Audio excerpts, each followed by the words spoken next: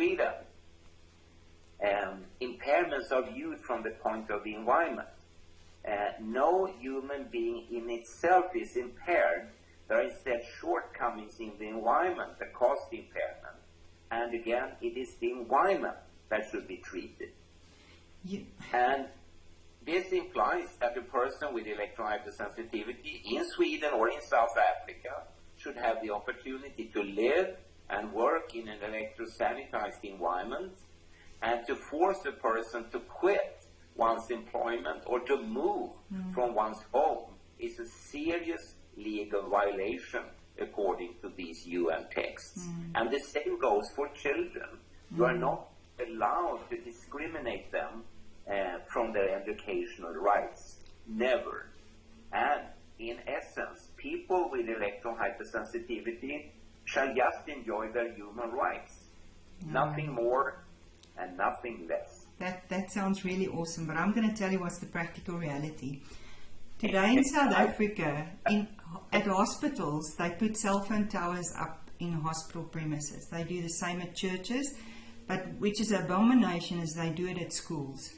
So now every school, and they're starting to obviously put it in people's homes, and people get remunerated for having the cell phone tower in their property.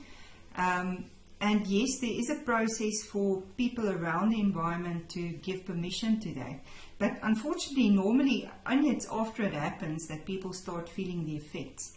And then they've already given permission. But this is a real challenge. I love the fact that you say this, and I love the electro-sanitized environment, the word you use. I think we must coin that word.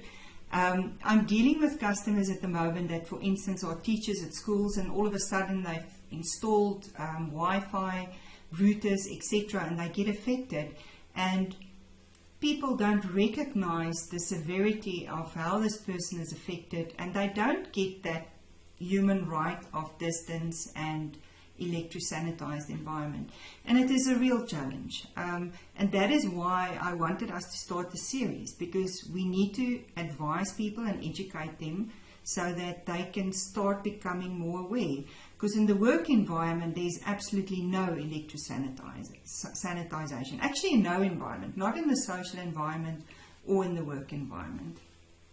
Could I just add quickly, that don't get me wrong. I mean, in Sweden, there is a lot that could be better or much better, but people with electrohypersensitivity, they have, if I say, like legal socks on their feet, and put pressure on schools, workplaces, etc.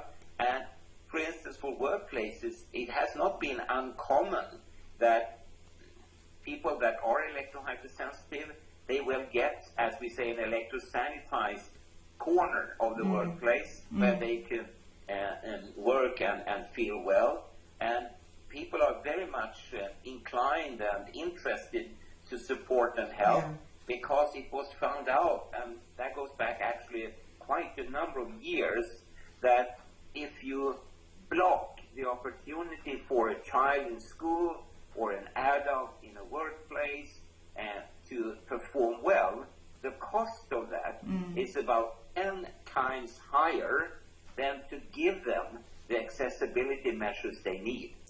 So it's much cheaper and much more economically viable, and it's much smarter to immediately say, yes, we hear you, we will do whatever we can. And of course, it's important that the electrohypersensitive person only will be the thermometer, if you call it like that. Only he or she can tell the employer, if any alteration is enough. No else can do that. It's a common mistake that some technician appears and say, yeah, I was going to fix this, and then goes away and say, now everything is all right.